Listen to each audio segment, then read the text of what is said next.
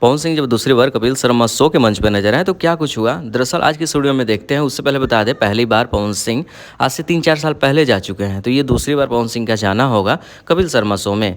Teaser भी release हुआ, जहां तक पता चला कि कब एपिसोड दिखाया जाएगा इस पर भी चर्चा कर लेते हैं। और ये कपिल शर्मा शो का चौथा सीजन है। बहुत सारे एपिसोड पहले ही शूटिंग करके कंप्लीट कर चुके हैं बहुत सारे एक्टर के साथ। वैसे उसमें पवन सिंह का भी नाम शामिल था। 1 महीना पहले पता होगा कि पवन सिंह जाकर शूटिंग कंप्लीट किए, लेकिन ये एपिसोड नेटफ्लिक्स पे 10 तारीख को दिखाना जाना है। अब तक कपिल शर्मा शो के कुछ एपिसोड को देखे जा चुके हैं, लेकिन ये नया वाला जब भी आएगा पवन सिंह के साथ आएगा।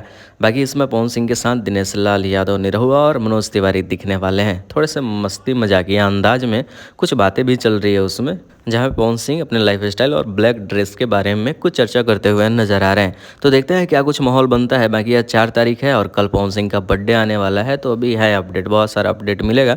तो चैनल को सब्सक्राइब करें और वीडियो को शेयर करें ताकि सबको पता चले।